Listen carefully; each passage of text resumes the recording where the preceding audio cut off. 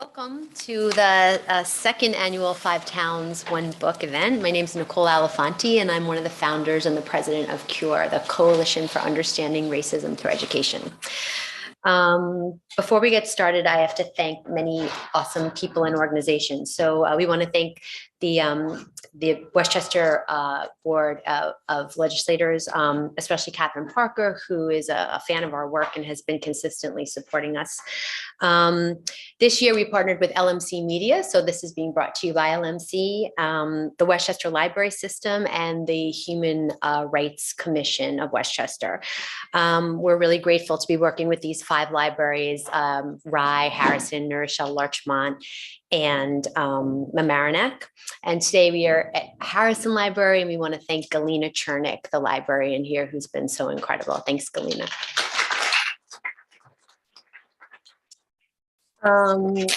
We have 20 additional libraries throughout the county that joined us this year, amplifying this event, but also bringing some of Heather McGee's work through the Truth, Racial Healing and Transformation Project. So some of the libraries have looked at their toolkit and some of the resources they have, and they're using them in their libraries. So it's been a really exciting expansion of this project for us. So tonight today, this beautiful sunny day, thanks for being here, everybody. We are highlighting chapter 10, which is the solidarity dividend in Heather McGee's book, The Sum of Us. And she simply explains it as where Americans are reaching across racial lines, working together for the common good and securing better lives for us all. I just want to say, for those who haven't read the book, through much of the book, she shines a light on what she calls the zero-sum game. So Miss McGee writes, and these are her words, "Many white Americans view race as a zero-sum game. There is an us and a them, and what's good for them is bad for us. This rationale animates our public policies even today, when those who benefit from our country's drastic economic inequality sell the zero-sum story to block public support for any collective action that benefits us all, from universal health care to living wages." So we're so honored to have these 4 panelists here today. They are living the solidarity dividend. They're working across intersectional groups. Be good, kids. They're giggling already. They're working across intersectional groups to create an equitable, anti-racist Westchester.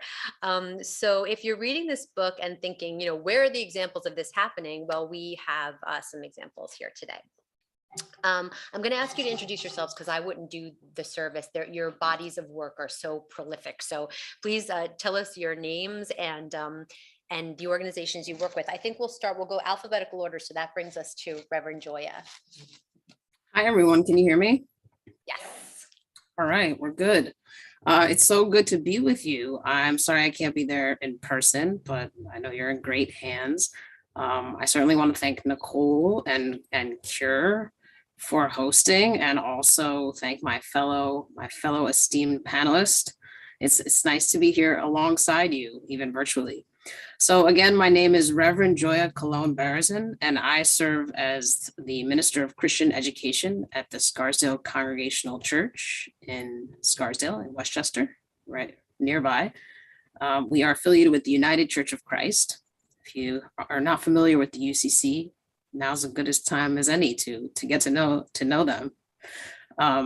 And my work and passion has often been at the intersection of faith and social justice, first as a community organizer working with churches and other faith institutions, and then in the field of faith-based global humanitarian aid work. I worked with Church World Service, if anyone knows the work of Church World Service.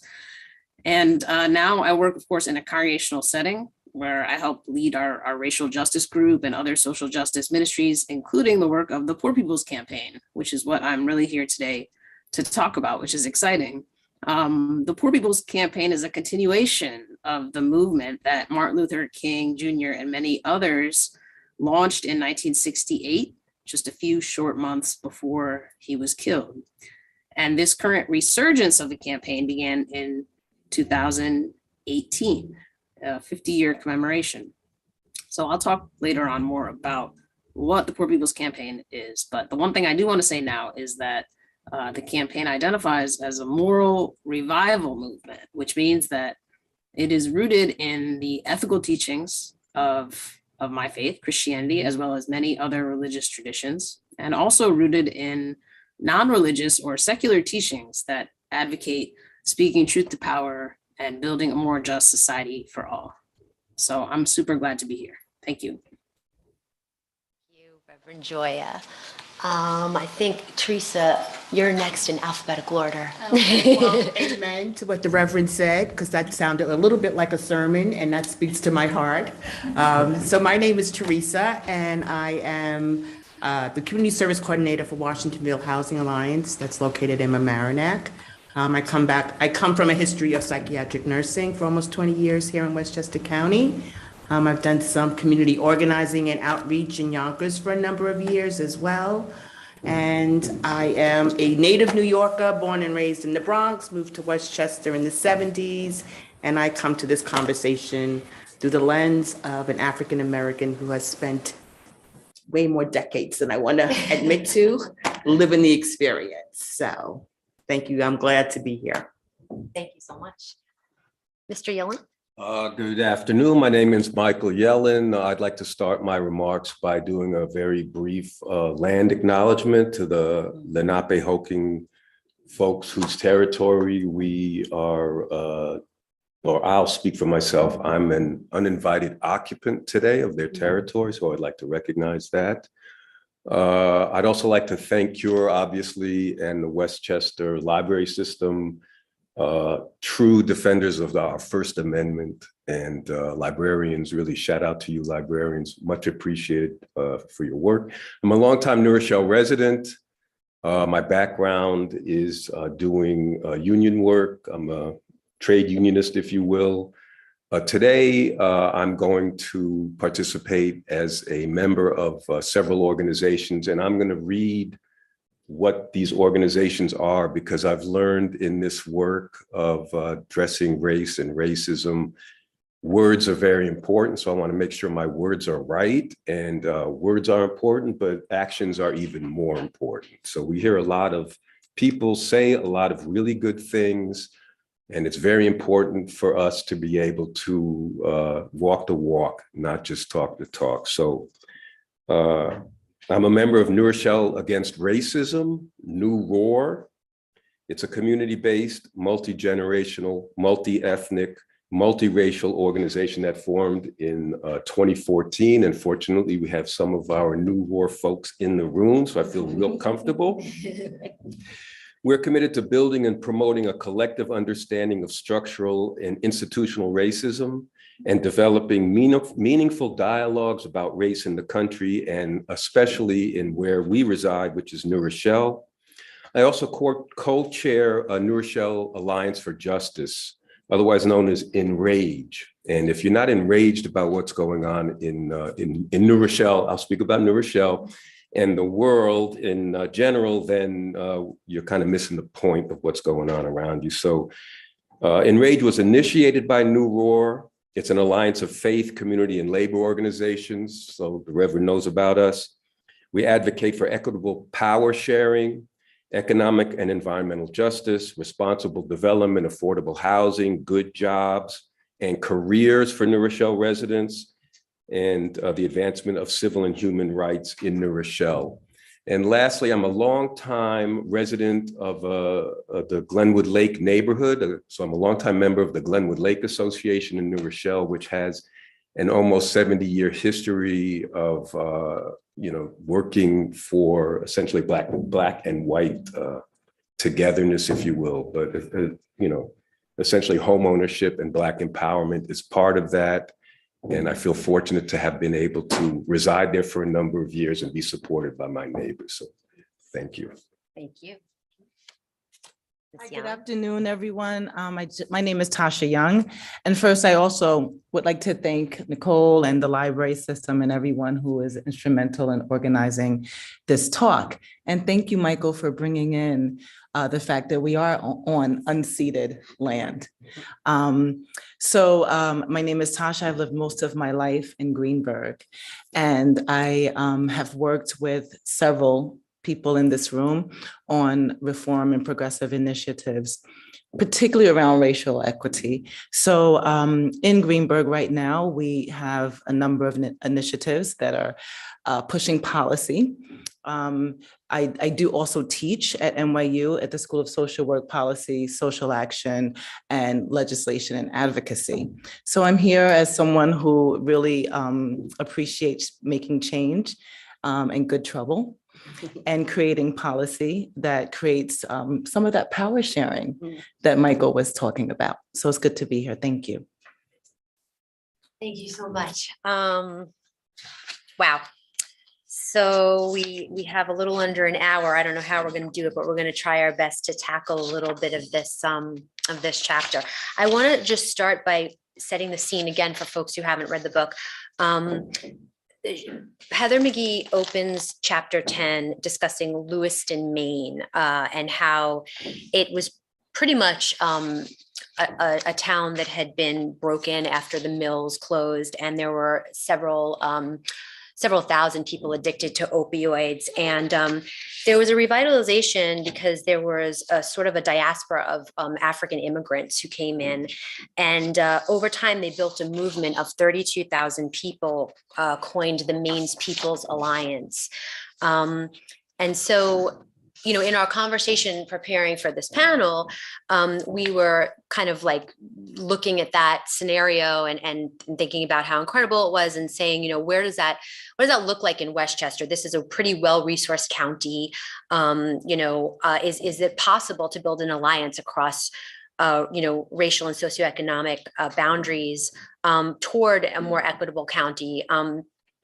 And looking at, racism in our institutions, is that possible to do that in a place like this that isn't so destitute and isn't, struggling? There are parts of it that definitely are. And I think, one of the unique things about this Maine Alliance was that, it was really led by the immigrants that came in. And there was even a point that I really find interesting about this, is there was even the Mainers who had been there for generations, the Franco-Americans, were finding their language again in these African immigrants who came over, and relearning French. And so there were so many reasons to bond together as a community. And so, I guess, my question is, I guess we'll just start with, where are you in your organizations, and where is stuff like this happening in the places that you're involved in, the spaces that you're involved in? Are you working in a non-hierarchical organization, in an anti-racist organization? Are you being led by, folks who generally voices we don't listen to? So do you want to start with a little bit more about the Poor People's Campaign, Joya? Sure, and I'll start a little more broadly, and then get specific. Hopefully I won't take too much time. So I think that Heather McGhee's emphasis on the politics of solidarity is super important. This notion that our collective good, or the sum of us, should really be our guiding light. That should be our priority. And that is right in line with the Poor People's Campaign. As Martin Luther King was nearing the end of his life as a moral leader, his focus began to really hone in on human rights. And he became pretty clear about two things: the problem and the solution. And he named the problems that America was facing as the result of what he called triplet evils: racism, poverty, and militarism. This week, we have certainly seen the evil of militarism come to light in really horrifying ways. But anyway, so the new Poor People's Campaign has actually added more evils or injustices, ecological devastation, denial of healthcare. We could probably go on and on for a while. So this is the problem. And these evils or injustices are interlocking. That's what he said. And the solution is a social movement that would uplift the voices of poor and low income people with a new vision and ultimately end poverty. So in 1968, he calls for a revolution of values in America, and they try to launch this broad social movement that can unite poor people across race, gender, sexual orientation, and for it to be a national movement. And it was called the Poor People's Campaign. So we call this movement a fusion movement because of these interlocking injustices, but we also call it a moral movement because it's about right and wrong. And it seeks to name and to challenge the kind of dominant narrative. The dominant narrative is that poverty is a result of individual choices or bad choices. I think this is something Heather McGhee talks a lot about. And instead, she reframes it as a systemic issue, which is what the Poor People's Campaign does as well. So we try to change the narrative by changing the narrator, by lifting up stories of people that are living the struggle, confronted by the struggle on an everyday, so we can overturn this myth of what poverty is. Poverty is a systemic issue perpetrated by a system of oppression. So the Poor People's Campaign centers voices of poor and low-income people, not politicians, not people that already have a platform or power. And there's kind of a slogan in the Poor People's Campaign: poor people can think for themselves, speak for ourselves, fight for ourselves, and lead for ourselves. And we seek to influence public policy by building power through this kind of activism and participation.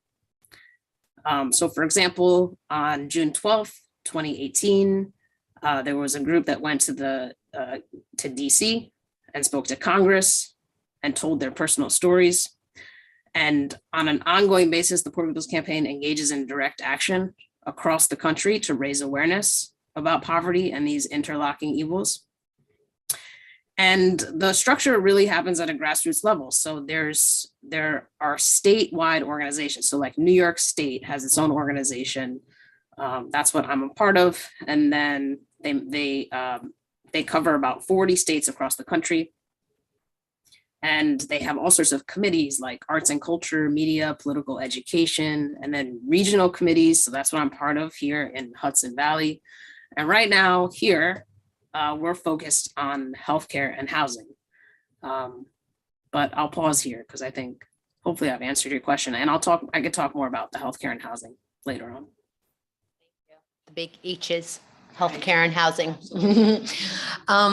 That narrative is really important. And I want to go to you, Theresa. I keep, doing the alphabetical loop. Sorry, I don't know how else to do it. But the narrative is important about why people are poor, right? And so you and I, you work in Mamaroneck. I live in Larchmont, Mamaroneck. And we saw after the hurricane, the flood, Ida, and during COVID as well, an incredible support in our communities for folks who were vulnerable. We saw people feeding people and donating tons of money to, getting people set up in alternate shelters. And it really is it's a great community in that way. You and I often talk about, though, what that jump is from charity, which is really important in a crisis, to building equity within a small community.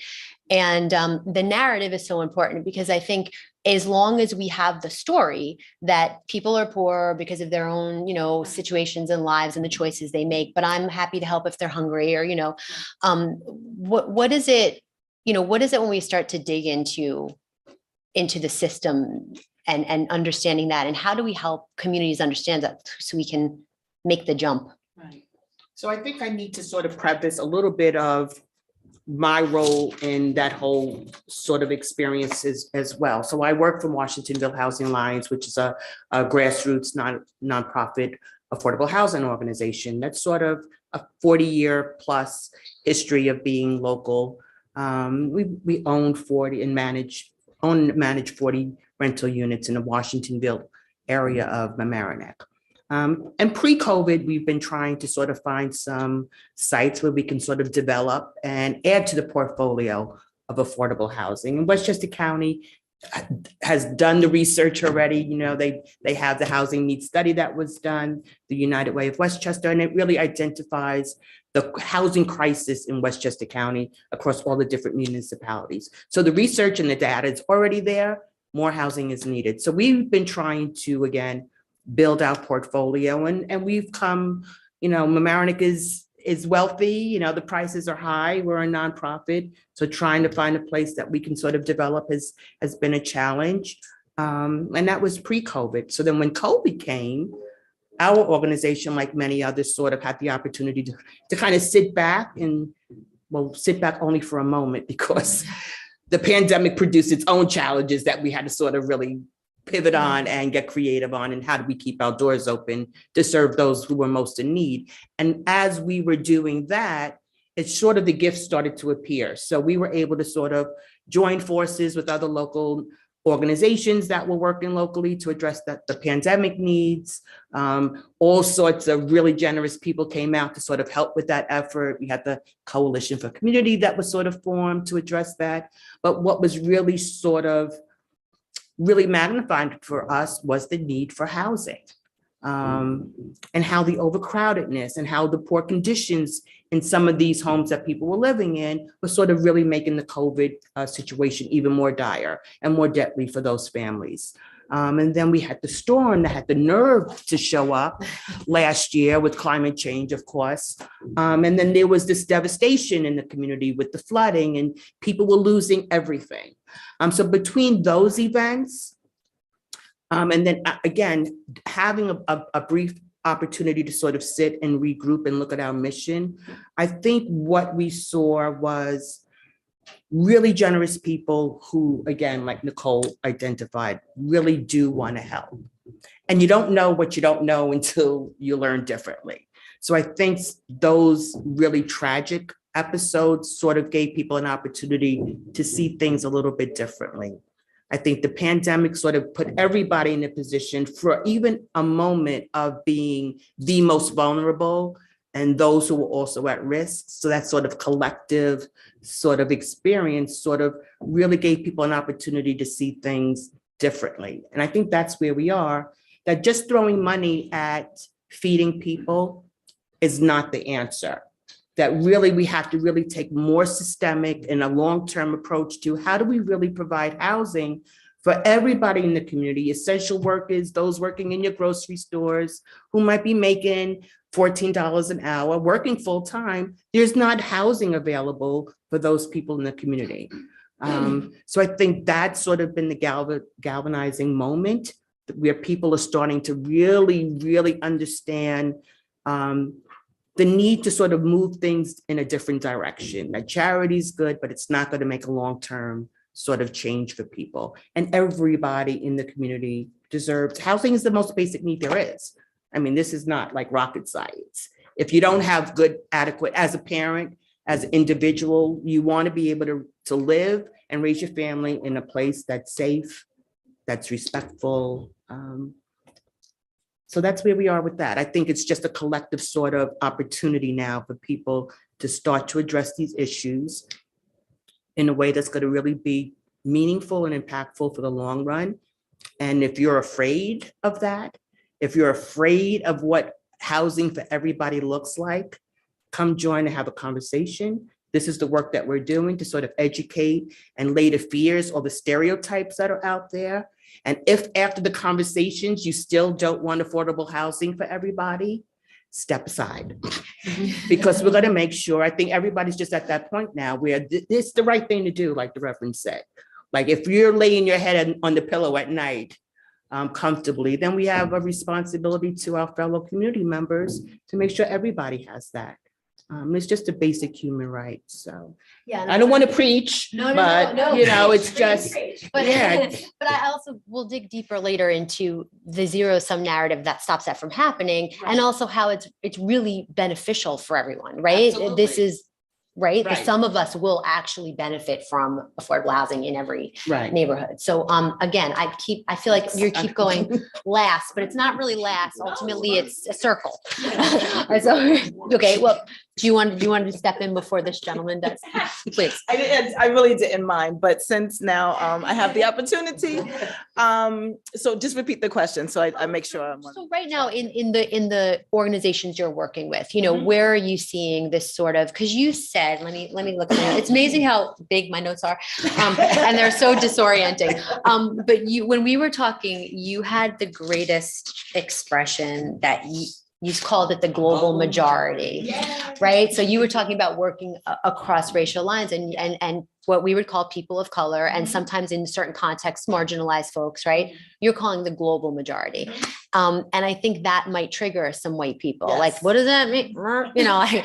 I thought the whole world was about me. But so I want to step into like, where are you working? How did you come up with that phrase? What are you seeing across racial lines in your work? Thank you. So the most pressing work I'm doing is both with the White Plains Greenberg NAACP. And we've done a number of initiatives. We picked up on a sign. So where the Welcome to Greenberg signs are, we were able to get a sign put up that says, all lives can't matter until Black Lives Matter. And the day we put it up, it was removed violently. And it took just short of a year for the board to put the sign back up.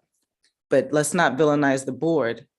They had gotten threats, from people in the community that did not want it to be put up.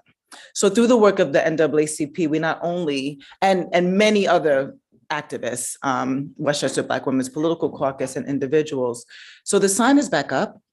And then the NAACP went even further and got a Black Lives Matter resolution passed. And that gives us an entry into policymaking.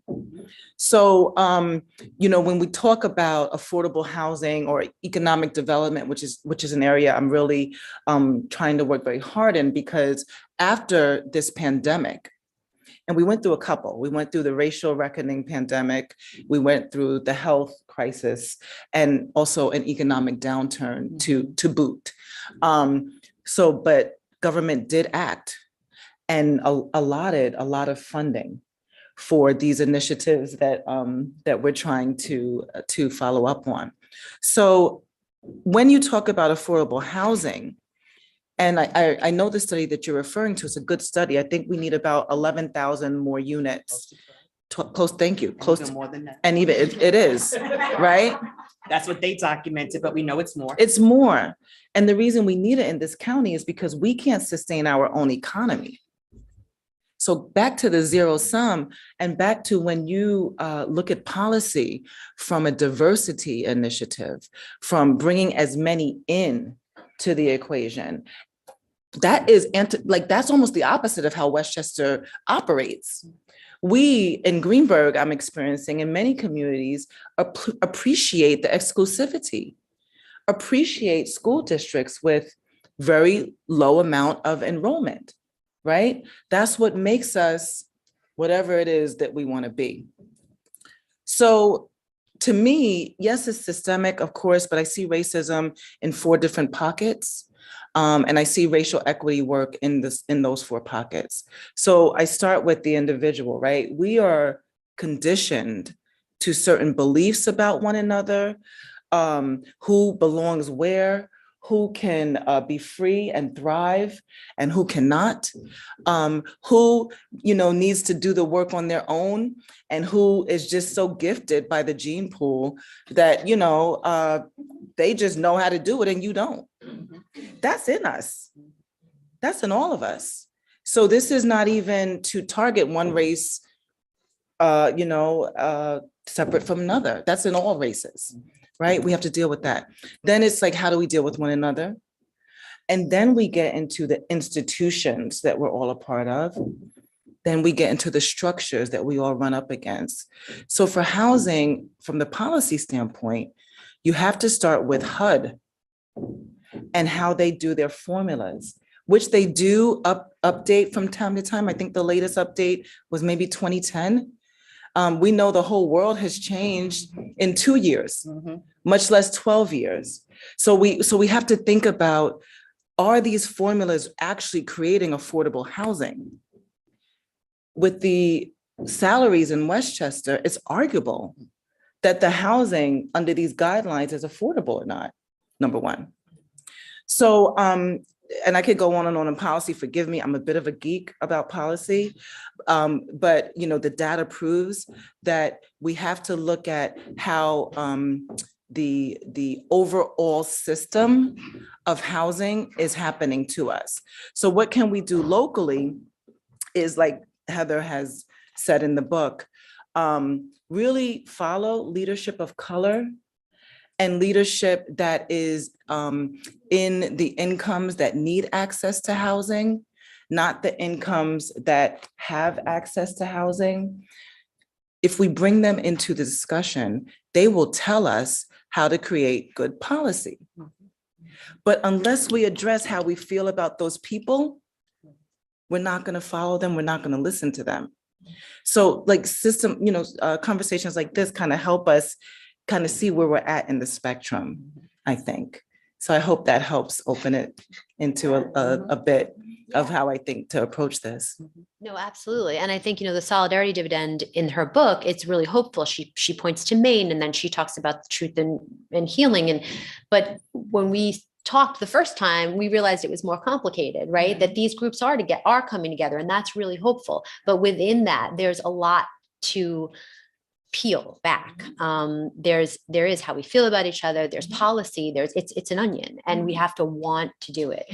And I think we have to convince white people that there's something in it for them, and there is, right? Go ahead, my friend. I'm sorry.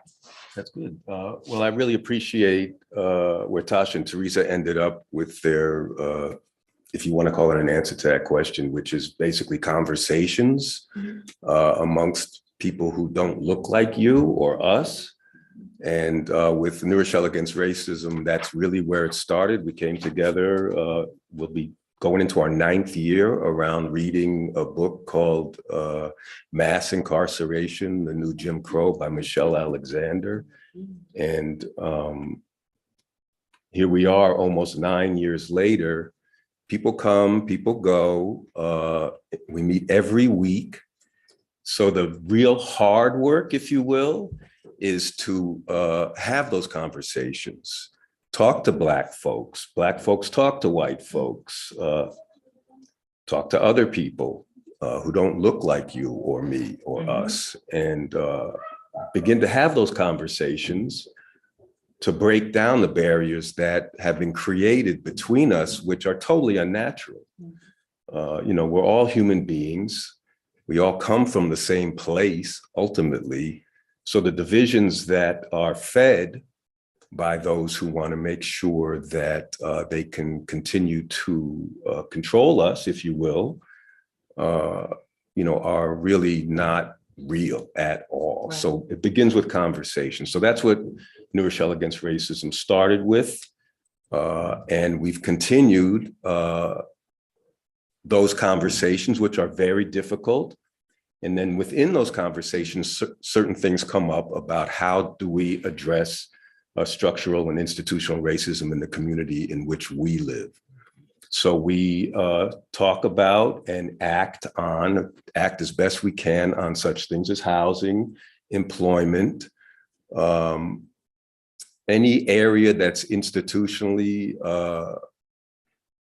I'll say, repressing Black people in particular, but obviously, folks of color, all people of color, and poor white people as well. And that's where the sum of us comes in. It's like, we're in this together, and everybody benefits when Black people benefit. If we can all get together, everybody will benefit. So I want to just mention 2 things that we have worked on at New Rochelle Against Racism. And none of this work is easy work at all for anybody. right? So there was unfortunately a police killing in New Rochelle of a young man named Comal Flowers, an African-American young man, on June 5th of 2020. On June 3rd of 2020, there was the largest demonstration that I can recall in New Rochelle. It was a Black Lives Matter demonstration in New Rochelle. It was a march and rally. I won't call it a demonstration. It was a march and rally, totally peaceful, led by young African-American New Rochelle residents on June 3rd. It was very positive, a lot of white folks there. Our elected leaders were there. And 2 days later, Alec McKenna, police officer Alec McKenna, murdered Comal Flowers. Alec McKenna actually later in the year received some commendation from the New Rochelle Police Department, not for murdering Mr. Flowers, but for other things presumably that he had done, because I do not want to presume, I don't want to even say that the New Rochelle Police Department supported this. Absolutely not. Police officers do not go out to kill people. They're here to protect us all. But it did happen.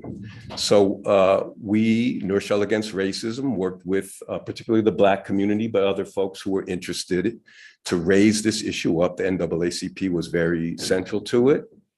And shortly thereafter, folks recall, but maybe not too shortly, but former Governor Cuomo signed an executive order for every city and municipality in the state of New York to undergo this internal review of police practices.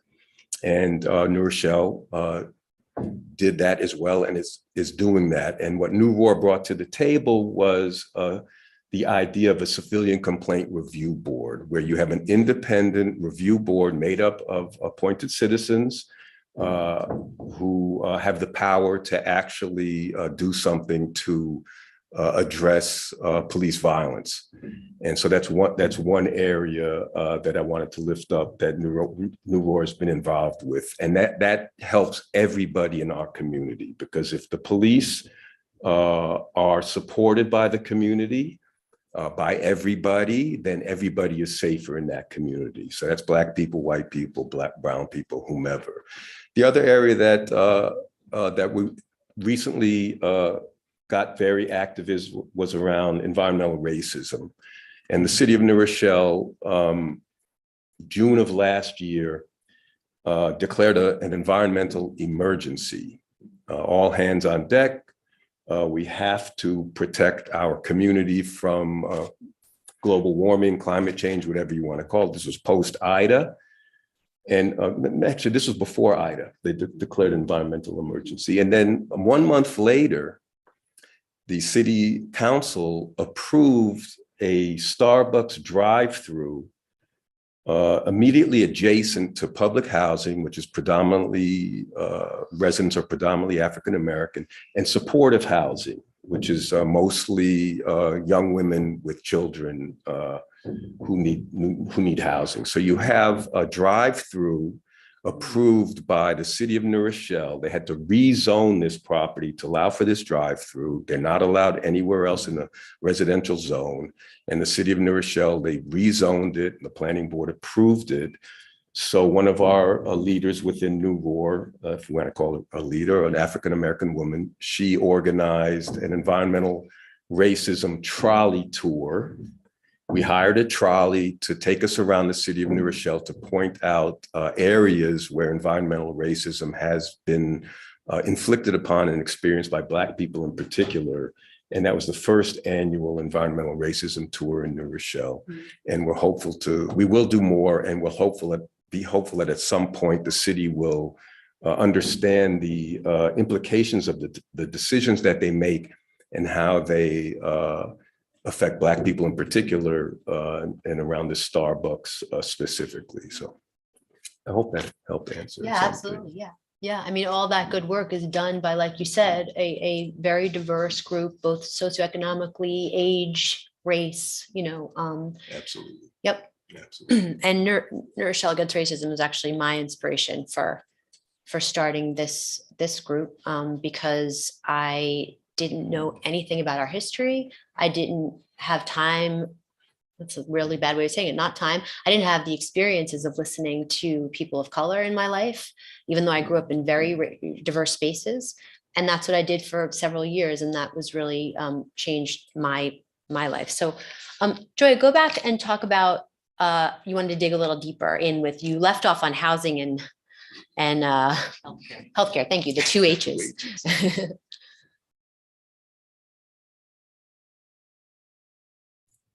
Yeah, sure. Also, I just like, as some of you were talking, particularly you, Tasha, like I was thinking, you know, so the mission of the Poor People's Campaign is to end poverty. It really has a material kind of focus.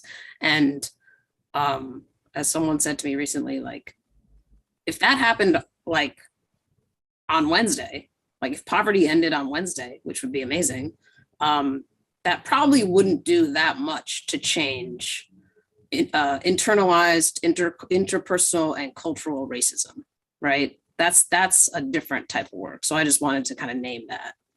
And also say that the Poor People's Campaign is not aiming to convince white people of that racism is not in their best interest. I mean, racism is not a rational thing. So there's not a rational argument that can be made to change somebody's mind to not be racist. The Poor People's Campaign is looking for people that are ready to take a stand on the things that they have in common with people of all races, which is to improve their lives and have their basic needs provided for. So I also want to name that. So in terms of those basic needs, like I mentioned, the Poor People's Campaign is right now part of these coalitions. One is the Campaign for New York Health, that is trying to provide comprehensive healthcare for every New Yorker. And the other is the Housing Justice for All movement, which I'm sure you're all aware of. That's a statewide movement for, you know, to fight for housing as a human right. They've already had really several very impressive victories, but pushing for a lot more. And as you all know, a lot more needs to happen for affordable housing. The other work locally here in Westchester is on the fight to save Mount Vernon Hospital. And some of you might know more about that than I do. I'm pretty new to the fight, but we've had at least one, maybe several actions calling attention to that closure, how significant that would be for the surrounding community, and kind of shining a spotlight on the inequality there. So yeah, if anyone is interested in getting more involved with the Poor People's Campaign locally, I can put my email in the chat, or you can reach out to Nicole. Did I answer your question? Definitely. And you, in our conversation prior to this too, also, you drew out an image from Heather's book that said that the country kind of went from like a football shape, where like the middle was growing fat into like a bow tie. And you said that it kind of points a mirror on what we value, in America. I mean, how have we always been like, what are your thoughts on this? Like, have we always been like this, or are we getting worse, or why are we so eager to feed people and give them a refrigerator if they need it, but not understand what would really support thriving instead of surviving? Do you have any thoughts on that? I mean, that's like an out of the blue. I'm sorry, I'm throwing that at you, but you're, steeped in this work and you're a reverend. And so are there conversations in houses of worship about this? Are we discussing that? You're not surprising me. That was on the list. Come on. I pass on that question. No. Yeah, no, I mean, so I guess just to be very clear. So my belief is that everything that's on this earth belongs to God and God and God alone. So we've been blessed with enough for all the billions of, I don't know, is it like 4 billion people, 7, however many people of us, there's enough for each of us to live with enough. It's a matter of sharing it the right way. So that's the perspective I come from. And that's really the perspective of my denomination. And I hope my congregation and people of faith, people of conscience believe similar things. And so, we need ways to apply those ideas, and the Poor People's Campaign is one clear way. And then in terms of the bow tie and the football, I thought that was a really kind of frightening image or analogy that she gave about how just within the past few decades, the distribution of wealth has gone from sort of the middle class being the biggest part, and then falling down at the sides, to a bow tie, which is essentially the drastic shrinking of the middle class. And I talked a lot about King and the initial launch of the PPC. And the truth is, the frightening truth is that there are more people living in poverty today than when King launched the campaign in 1968, which is really frightening. And poverty, as we've already talked about, touches every demographic of our society. So the destruction of the middle class is a huge problem. And it's a result of wages for the people at the bottom not increasing, and basic costs of needs rising, and our economy it becoming like really, as the bow tie, like polarized. So you have this 1% at the top with this extreme concentration of wealth. And then the pandemic has only added to that. You have millions more of people falling into poverty. And I'll just read a statistic. Where is it?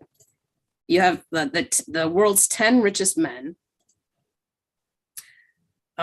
Their wealth more than doubled from 700 billion to 1.5 trillion over the course of the pandemic.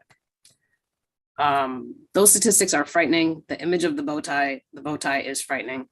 And the Poor People's Campaign seeks to intervene on some of those frightening statistics.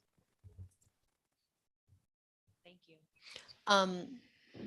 So I feel like time is flying. I don't even know what time it is. I'm afraid it's like 3:30 already. But I want to have another round quickly. And Theresa, just really quickly, a little bit go back to like on the ground, what does it look like? What are some of I want to go back to housing for a second. We're talking about a median income here in Westchester. That's kind of how we figure out what affordable is. And those numbers are what, like 65 to like 85,000, somewhere in there. Right. So if you're right, is that like That's not the median income. No, I mean, that's based on a percentage of the median income. When we say affordable housing, you have to make like your income has to be like 65 to 85 or somewhere in there in order to that's for qualify for affordable. Right. Okay. Well, that's even high. Okay. So what I really want to touch on is how we're starting to have that conversation locally in Mamaroneck and Larchmont. So we've, because of everything that happened, have sort of established this Mamaroneck Coalition for Affordable Housing. And even the name sort of brought up a little bit of a conversation on affordable housing, people are going to run. Maybe we should call it something else. And we're like, you know what, let's just stop running from language also, because language does matter. But let's just be clear about what the needs are. Like everybody needs housing. So because of the glaring disparities that have been sort of revealed, we have all of these sort of local efforts going on now. All of the different faith-based houses of worship are coming together. All of the local residents are coming together. And the focus is really about, let's find out what the local officials who sit on the planning boards, who sort of make all the decisions locally, what is their position on housing? Everybody needs to know what their local, in politics, it all happens on a local level. It's not about the presidential elections that happen every 4 years. I think people are really starting to realize it's really about the local efforts. So let's talk about what are the officials, where they stand. Are they representing the real voice of the people that they're serving? And let's get everybody's voice to the table. Let's find out all of the lower income people, everybody who was impacted by the storm, everybody who was really impacted by COVID, what their voice is saying. What do they want to see? What do they need? And I think that's really been the goal for our efforts locally. Let's just come together and sort of collaborate and stand strong. Right. And I'm sorry, my statistic, I didn't articulate myself clearly about that. I think what I'm trying to say is that we're talking about people who are social workers, firemen, police officers, teachers, Yes. essential workers, Absolutely. nurses, this is, and of course, and the folks who are working 2 jobs and still can't bring in over, 50,000 a year below. Like, we're talking about working people. Right. And we're also talking about those who are aging out, who are getting older, whose families have moved away, who can't afford the taxes and the houses on their very restricted incomes now. We're talking about young people who have grown up in these communities, who are starting out as a social worker or a teacher, which a salary of even $100,000 is not enough to support a decent house in Mamaroneck and Larchmont.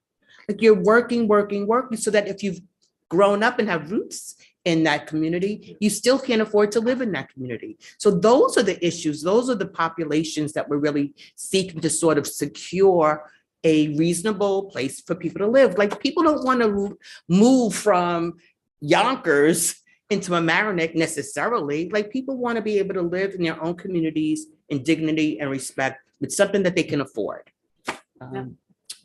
Thanks. So would you like to speak to, actually, no, I want to go to Tasha, because I want you to end with the truth and racial.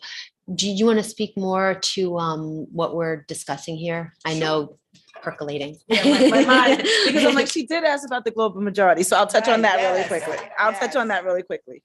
So I can't remember exactly where I heard the term, but it's in, one of the anti-racist organizing circles because doing anti-racist work, let me say this. You don't check a box and say, okay, I'm an anti-racist. You have to continue to be informed. You have to continue to listen. You have to continue to call people in when there's like some kind of, mismatch with how we're thinking about the same thing.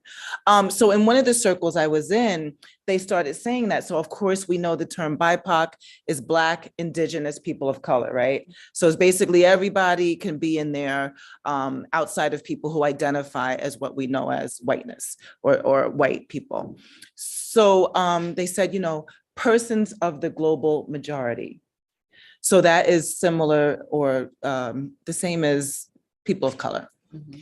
And the reason I frame it that way is because we do need to just teach the truth, right? To borrow from the work that you all are doing and just call it what it is. But this is not a new concept. I mean, people of color have always been the global majority. And we've been on this planet for tens of thousands of years. So this construct of racism is maybe, 600 years old? So we don't have to operate like this. So when we say global majority, it's just really telling the truth. And I like what she says that, Black people are not, or people, I'll speak for myself as a Black person, I do not obsess about ways to disenfranchise white people. That never, ever comes up in any of the homogenous groups that I'm in. What we are trying to do is lessen the barriers to be able to experience the quality of life that white people do. That's what we really want. So if white people are thinking in that zero sum, like, we've colonized, so they want to colonize us, and it's like, no, we really don't. We don't even really think in that way. So there's no threat. The simple fact is we all live on this terrestrial ball together. Most of us have more in common than we don't. And just one really quick thing, because I know time is getting short.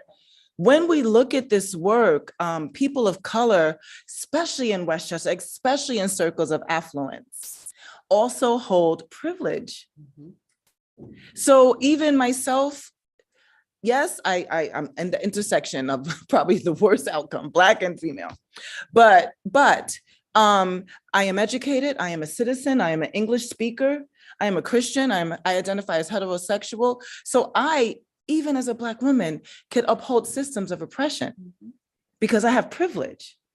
So when we start looking at it with the interracial coalition, and we start looking at how we gatekeep, how we power hoard, and how we money hoard at the local level, yeah, we need transparency on those zoning boards and planning boards.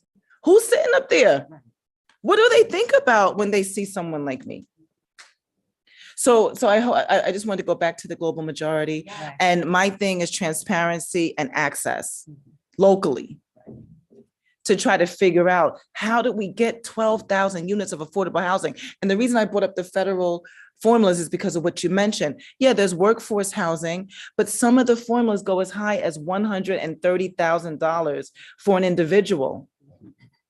So even if I'm a educated Black woman who's a teacher and I'm making $150, but I have 2 children, I might not be able to pay $2,500 a month for rent for a 1-bedroom, which is in the guidelines.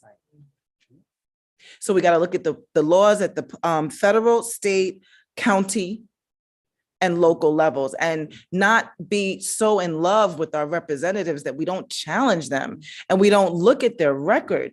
Where are the budget lines for the things that we care about? So I'll stop there. Thank you. Thank you. Yeah. Michael, you mentioned really briefly on our talk, and I wanted you to bring it up, the end of the book, she talks about the truth. I keep messing up the whole name, but Truth, thank you, and thank you. transformation. A lot of T's and stuff. So you can, please talk about it. And you also mentioned that you did some apartheid work. I don't know anything about anti-apartheid. Well, yes, anti-apartheid. I don't know anything about that, and I want to Be clear. words do matter. So please go ahead before we lose. Well, thank you. And we're going to have time for questions. Yes, we right? are. We're going to take Okay, questions. So I'll try from the not to audience. take too much time. So yes, I was very fortunate to be able to do anti-apartheid work in the 70s and 80s. I think apartheid, people might be familiar with it now as it's being associated with the state of Israel.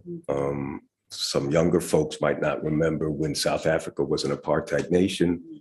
And there was a global effort in order to empower Black people, Black Africans, and colored Africans, people are called colored in South Africa, to get out from under the yoke of apartheid. And fortunately, that happened with a lot of international support. Again, the sum of us, right? When there's solidarity and the sum of us get together, there's some positive things that can happen. And the end of apartheid was a real positive thing. Mhm. And that took place in 1994, and they set up a Truth and Reconciliation Commission shortly thereafter under a government that was, I think they called it a united government, where the apartheid party, the Nationalist Party, actually was still part of the government when Nelson Mandela came out and won an election. And they created this Truth and Reconciliation Commission. And it was very impactful. It had a lot of positive things about it.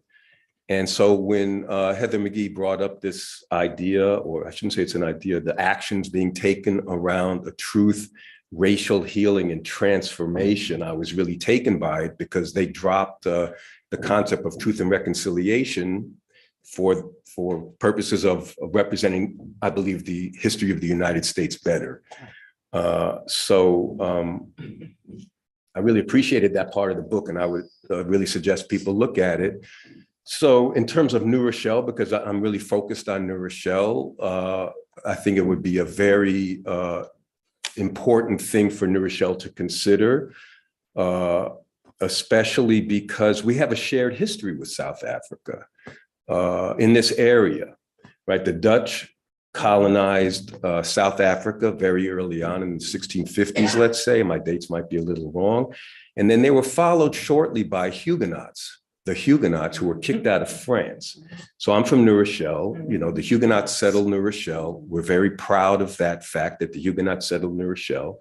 And on their way here, they stopped by in the Caribbean to pick up some enslaved people to do the work for them in New Rochelle. So the Huguenots followed the Dutch to South Africa.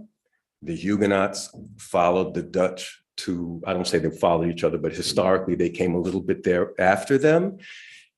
And the truth and reconciliation in South Africa in particular, the reconciliation piece was that, as Tasha said, Black folks have been in Africa for, tens of thousands, hundreds of thousands of years, and the colonizers came. So there was something to reconcile with white South Africans. Well, here were all of us, Black folks in this country are stolen people on stolen land, right? I'm residing on stolen land. So the reconciliation is different, right? It's healing that needs to happen. And a transformation comes from healing. And I'm of the opinion that we're in a transformative period of time. If you don't see it, you're not really paying attention. And this is that makes me very hopeful that we'll be able to come out of the pandemic. We'll be able to come out of all the strife that's being exhibited in the world. And we'll be able to address honestly, openly, issues around race and heal both myself and as a community at large, and then transform our communities to be really what we can be. So that's kind of what I was thinking about. That's a beautiful note to kind of end this on. What, let me just see what time it is before it's 3:33. We're going to take, I just want to, thank you, all of you really, for all of your thoughts on this. And I feel like we need another 4 hours. I could do it. I could sit here for another 4 hours, but I want to end the one on Heather McGee's words from the Sum of Us. She writes, "We're a nation riven with anxiety about who belongs. Many in power have made it their overarching goal to sow distrust about the goodness of the other. They're holding on white-knuckled to a tiny idea of we the people, denying the beauty of what we're becoming. They're warning that demographic changes are the unmaking of America. What I've seen on my journey is that they're the fulfillment of America. What they say is a threat is in fact our country's salvation. For when a nation founded on a belief in racial hierarchy truly rejects that belief, then and only then will we have discovered a new world." So I think it's appropriate to end on her words. And just to sort of, reiterate that understanding this and being part of this racial reckoning in this moment in time, which I think is like another extension of the civil rights movement, is really about knowing history. It's about listening to voices that we don't normally listen to. It's about looking at policy and connecting all of those dots because they all matter and they all play out. So we're going to open it up to audience. Are there questions? Yeah. I want to let the folks at home know that they can hit the raise. Oh, yeah. You can raise your hand out there virtually. I keep forgetting there's virtual audience. Hi. You can raise your hand and we'll ask your question for you, right? Or you can actually talk into the room. So if you raise your hand, you'll speak into the room. And is there anyone here who wants to? I know Shane does. Okay. You don't have to. I'll stand up anyway.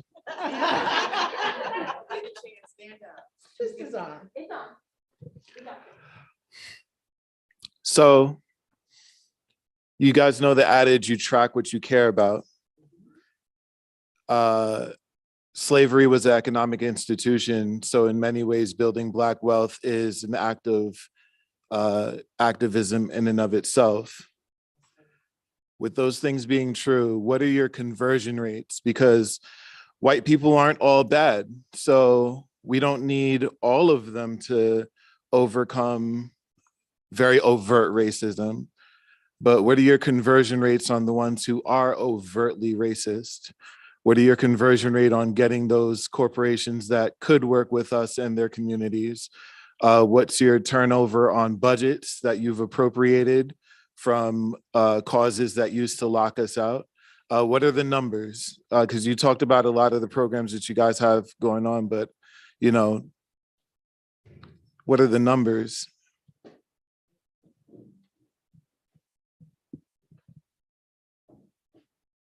Anybody want to take that? I don't have numbers, honestly. That's not the role that I play in the community, in the work that I do. I'm more on a my approach is more on a one-on-one relationship building kind of thing. And I think there are those who are out there who whose work is to do what you're asking. For me, I am more interested, or my focus is really on conversations, one at a time, with individuals from every spectrum across the board, from those who have not been heard to those who are parts of institutions and houses of worship. And literally what I do is go around having conversations, like literally just building relationships. I don't have the stats and the data on what you're asking, though, honestly. I could try to take a stab. So locally, in Greenberg, through our housing initiative, there is a resolution that there's an opportunity for developers to have a set aside of 10% affordable housing, which is grossly under that's not enough. However, Greenberg is better than some other places. Let me say that about affordable housing. I think we currently have around 789 units of affordable housing. And when you look at the need for, I'm just gonna say 11,000 because I already did the math. Right. So when you look at 11,000, then Greenberg has to have 1,100, right? Because by population, we have 10% of the county's population. So that's a real number we could strive for. We could strive to increase it from 782 to say 1,100 if the county needs 11,000. And each municipality should really look at it that way. You know, what do we need to sustain our own economy? Back to that. This is, everybody benefits if we do this. So how many units does my local municipality need? And kind of work from there. Another stat I could bring up is the wealth gap between white households and Black households. And I haven't looked at the data for Latinx households or AAPI households or Native American households. But in this instance, I think about 84% of the wealth in the country is held by white households. And their percentage is disparate. I'll get the numbers as someone else talks. I'll look up the stats. But for the Black households, they hold about 4% of wealth and are 13%. So that's just to give an idea of the wealth gaps. And this does include for the wealth in Black America, because let's not deny that there are some incredibly wealthy Black Americans in this country, and they're in there. And it's still very disparate. Still 6.9. And I'm sorry, Reverend can probably speak to this way better than I when it comes to wealth gap statistics. So if we look at how can we create equity in our own little places for housing, that affordable housing set aside needs to first be mandatory, not a choice. And it needs to increase to probably like 20% for us to really meet that number. And that's a matter of advocating for your local governments. Again, transparency on how to get on the zoning and planning boards. So those are some stats that I could try to help with. And it goes on and on across every area: economics, education, how even we're selling property. Because Black property owners are not getting their full worth when they sell and getting inflated prices when they buy. So I don't know pick a stat, you know? It all shows disparity, and it all shows that we're going to have to disrupt these systems and be led by the people that are closest to the pain to help inform us of how to move forward to create equity. I could answer as well, but Reverend, maybe you want to say something? I appreciate the question. I mean, my answer is really just that, as I mentioned, the Poor People's Campaign is really aiming to influence policy making, both at the federal level and at the local, state and local level. I mean, I could give you a list of the demands. I guess I could try to really quickly, like a living wage, equal pay for equal work, fully funded social welfare programs, and in-kind assistance, including like SNAP and CHIP and HEAP, equity in education, expansion of Medicaid, fully funded public resources and access to mental health, expansion of public housing, expansion of infrastructure, freedom from debt. That's a big one. And then like other ways of addressing like wealth inequality. But I mean, the Poor People Camp, like, that's why I say this is a moral movement, because the Poor People really aims to shine a spotlight on all of these crazy inequities and injustices in our economic life and our life together. And again, the solution is to be a social movement, lifting up the voices of poor and marginalized communities. I don't know if that's really answering your question, but that's what I'm standing on, you know, in terms of my work with the Poor People's Campaign.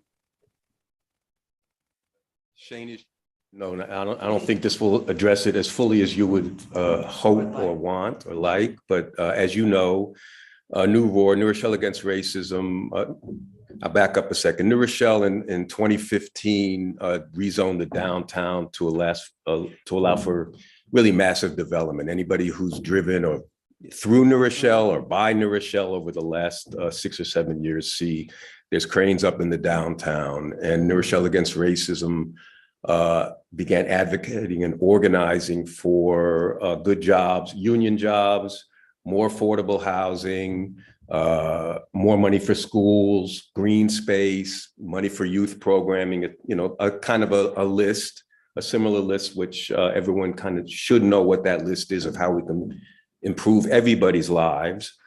And so we advocated for those things, and it ended up in something called an economic opportunity non-discrimination policy that the city of New Rochelle passed. And it set goals, aspirational goals, which are really good goals. Unfortunately, there are no teeth. There are no mandates in it. So we've been struggling with the city and the developer since then to make these mandates. So the goals are 20% of the construction work in the downtown part of New Rochelle is supposed to go to New Rochelle residents. For every 20,000 hours of labor on a construction project, 1,000 hours is supposed to go to a new apprentice. And what that does is that allows New Rochelle residents to get into union apprenticeships to be able to make a decent living, accumulate some wealth, stay in New Rochelle, and send their kids to school, whatever their choices are in life. The city was, we worked with the city to see how their numbers were. Let's put it like that. They hired a compliance firm to see how they're doing on the 20% hours. Also, there's an MWBE component to it, so-called Minority Women Business Enterprise goals, pretty good goals of who's going to be actually hired in terms of the companies doing the work. So you have the workers doing the work and the companies paying the workers to do the work. Really high goals. So when the city did their first study to see how they're doing on this, terribly. I mean, every city council person was taken aback by how poorly their policy was, how it was ineffective. Something like 3% of the local jobs instead of 20%, et cetera, et cetera. So New Rochelle Alliance for Justice, as you know, has been working with faith leaders, Black faith leaders, New Roar in particular, and the Westchester building trades, the unionized building trades, in order to advocate for the unions to get the work. And if the unions get the work, they've agreed to take in New Rochelle members to meet the goals of this economic opportunity non-discrimination policy. So I don't have the numbers, but there was a class that went through. They are working. They're making a decent living as apprentices, and hopefully they'll be able to live decent lives. Now, this is juxtaposed with the city's weak policy, which is allowing for people to be hired at what I call poverty wages. They're a little bit above the minimum wage. In New York And for us now, it's $15 an hour. And so most of the people who are going through the city's hiring hall, let's call it, are being paid, in my view, well, they are being paid poverty wages. If you want to, if you want to measure it out, they are poverty wages. So what we're advocating for is actually union jobs where people be able to make a decent living, MWBEs being mandated so that you and others are allowed to get get the work to be able to build the economy. I don't know if that was, Yeah, please. I just want to add that the reason why we're having such a hard time, Shane, is because these stats are not kept in our municipalities, right? So, we can't imagine that. So that's why the elected officials are shocked, because we're not in the practice of collecting this data. So we're really at a transformational time with maps being redrawn locally, right? So the state maps and the congressional maps are done, but we still have to do our county and municipal maps.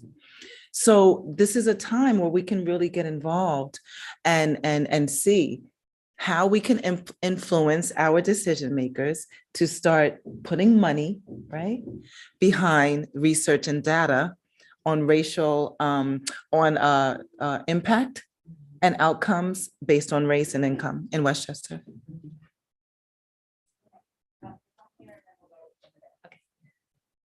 Hi, my name is Kimberly Strickland. I'm not gonna speak for too long, hopefully, but no. I was born and raised in Mount Vernon, New York. My mother died in Mount Vernon Hospital, and she was a teacher for 21 years for the school district. I work at Westchester Medical Center in the breast surgery department, and I'm proud because I'm putting on for my family. My aunt was diagnosed in 2004 with breast cancer, and I am a student at SUNY Purchase College. My major is legal studies. And I'm kind of shaking, I don't know why. But I want to get involved. I don't want to start crying. I see a lot of youth that are struggling with the arts. Our voice needs to be heard. I am a resident at Tucker Hole Affordable Housing. I fought so hard. And my mother, I know she's proud of me. I know my father is proud of me. I want to put on for my city. I'm a part of New Rochelle. What is it? The gym, Planet Fitness. I love it there. It's my home. I was a Mount Vernon Knight. I played volleyball from 8th grade to 12th grade. I was a Girl Scout at Grace Baptist Church. And I was born and raised at Mount Vernon Church of Christ. And my sister, she draws. We just had a Black ambition. But what I want to say to you is we have to stay connected. Don't be afraid. Ask questions. And I know you guys can hear me, the youth. Let's stay connected. And to Theresa and everyone else, I'm here. And I just want to say, how can we stay connected? Because as Black people, we don't stick together. We have to. And we love white people. We love you guys, genuinely. I come from a foundation where we love one another. My dad grew up with Earth, Wind, and Fire. He tatted it on his arm. My sister, she's the Earth, she's a Taurus. I'm the Fire, I'm a Sagittarius, and my brother's the Wind. And I just come to you guys humbly, asking to please stay connected with us. And whatever I could do, I'm here. Thank you.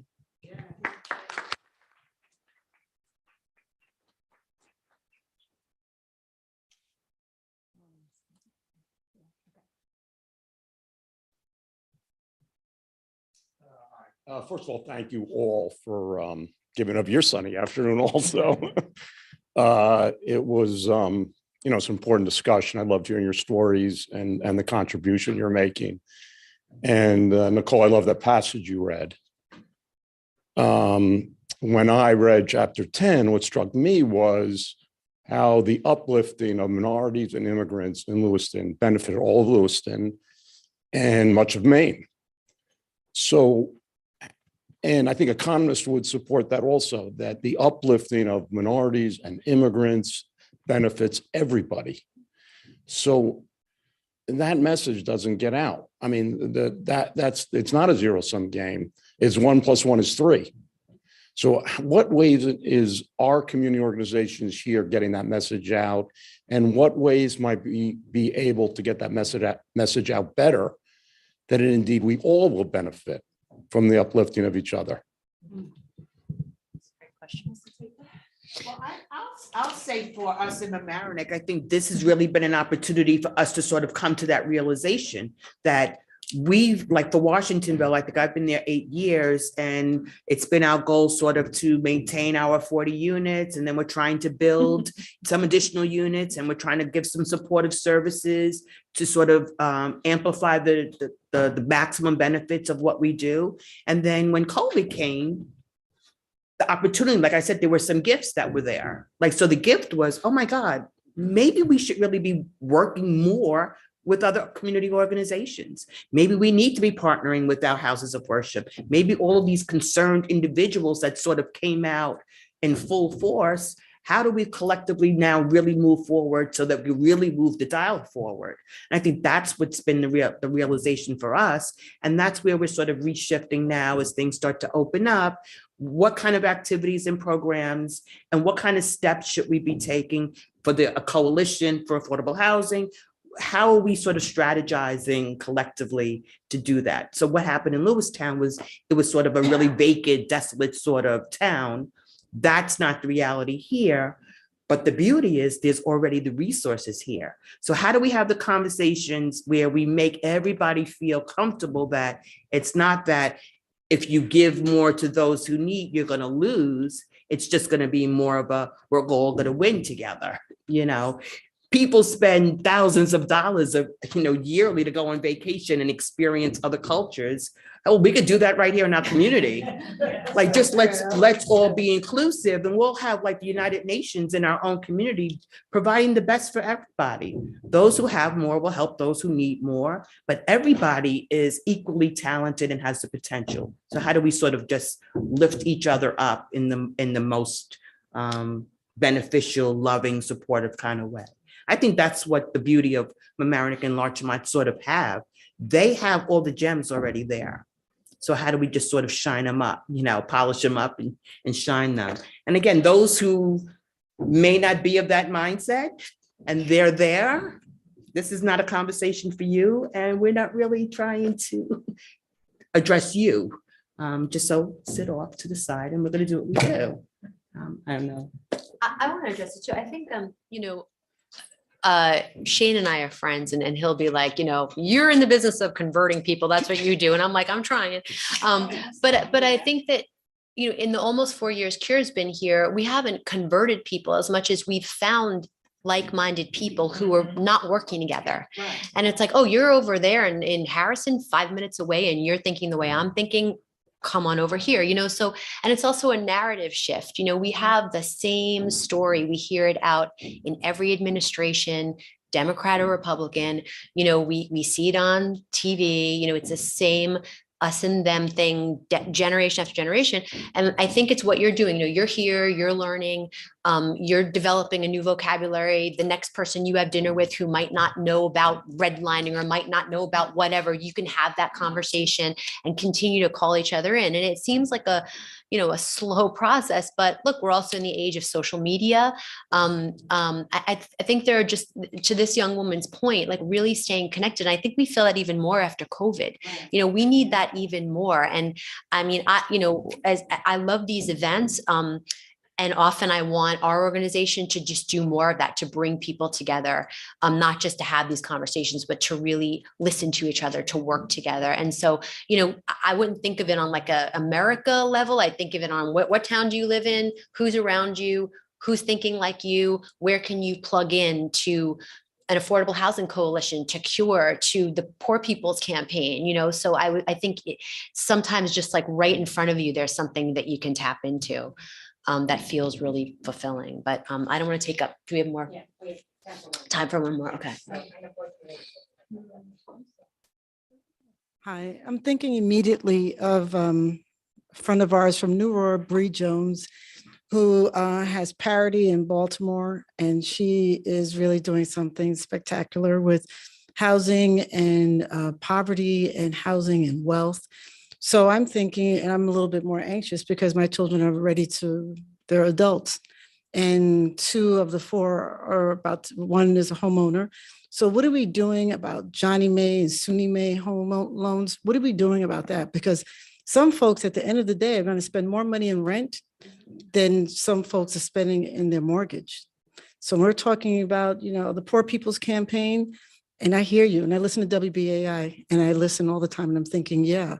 So what are we actually doing so that every year we don't have to have Black folks sit in front of someone and recertify and keep going through this trauma? What are we doing when we're talking about rent stabilization, like Stuyvesant Town 60 years ago? Their rent stayed the same, and they were able to pass that apartment down and build wealth. So it's not okay I make $5 more and then I have to pay $10 more in my rent. That's never going to eliminate poverty. That's only going to perpetuate the trauma. So what has been done, and what can we do to do something about that? I'll jump in just for a second also to try to address what you raised. And, it comes down to power. And I think there are I call them forces of evil. The forces of evil don't want this to happen. Because when this happens, we are going to question this arrangement that we've all been living under for the last 400 years or however long we've been here. And, I can't go into this work without learning that, number one, and realizing it. And then how do we actually confront power? How do we get power for Black people in particular? Now, if I go in front of city council and talk like that, believe me, it's not, it's Michael going in front of city council and yeah, okay, look, thank you very much. But if I have 20 of you, particularly white people, particularly white men, get up and say, you know what? I'm with him or her or whomever, right? Following leadership of color. I'm with them, and I expect you to, do these things. And that can really have an impact on a local level to what you were talking about. We really can impact the local level, each person. And so I would encourage, you got to take the blinders off this. It's here for a reason. And when you confront it, you get smacked around. Speaking for myself, I get smacked around, so, you have to have a support group. I mentioned it at the very beginning. My neighborhood association started me out doing it. Now I have New Roar and others. And you can't go into it thinking like, oh, yeah, this is the right thing to do. And why isn't it like this? It's for a reason, right? So, people have to organize. People have to speak out. People have to follow Black leadership. And believe me, I'll speak in New Rochelle. The leadership in New Rochelle, they know what needs to get done.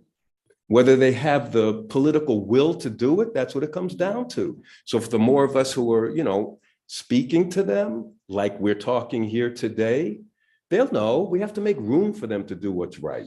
And they will do what's right. Even the developers, they know what to do. They're not made to do it. So therefore, why should they do it? To Shane's point, it's about money, right? It's going to cost money to somebody.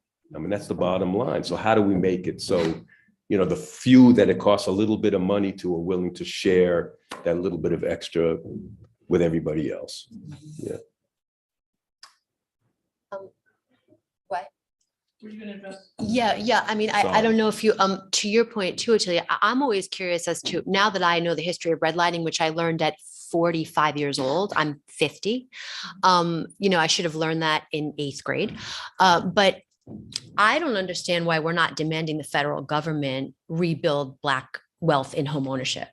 And I'm not even talking about rent stabilized or affordable housing. I'm talking about why did you, it's on, and I don't know what Build Back Better is or what's in that bill. I haven't looked at it. Tasha, you probably know what's in there, but that's not in there.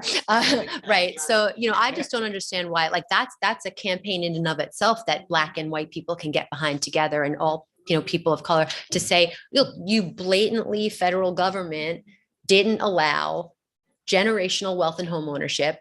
So what are you going to do about it? And so that's a question. Is that a movement? Is that something that can happen? And I don't know, these things seem large and overwhelming, but there are movements happening locally everywhere, right? Joya, you're part of one, and it does start locally. So, I don't know. I really like that, actually, because it is something we can all get behind. And yes, it has to happen at the federal level, but we can agitate our local municipalities to pass resolutions and to get them to buy in to this idea that we actually should do something assertively, with energy and funding to address this crisis where people are living outside, preferably, because in Westchester County, you don't see street homeless, but you do have to go into a shelter system, which is very unpleasant to get a voucher. So you have to leave your shelter that you're losing to go into your shelter, like your domicile, your home, to go into a shelter that is not desirable, to then get whatever assistance. Like that, even in and of itself, is very dehumanizing. So yes, and state, county, local. We're going over. I'm getting the. Does anyone want to end? Reverend Joya, I feel like you're up there on the screen and we kind of had our backs to you. I'm so sorry, but do you have any last comments? Anybody last comments? I don't want to leave anything unsaid. Sure, maybe I can try to leave us on a hopeful note, and just, this book is very powerful, lifting up this tragic historical American truth that racism and white supremacy has been a very divisive, if not the most divisive force in our life together. But there have also been, throughout our history, instances of people coming together around their common humanity, around their common goals, around their shared commitments and beliefs, and rising up and demanding better. The civil rights movement is one great example of that, but there are countless others. And I would echo, what Michael and others have said: organize, organize, organize. Find people that share your beliefs, connect with organizations that are committed to the issues that you're committed to, and we can change things. We have to believe that. So much, everyone, for being here. Thank you. Thank you, panelists. Amazing, amazing. Thank you so much for your time. Thank you, Reverend Joya. Thank you.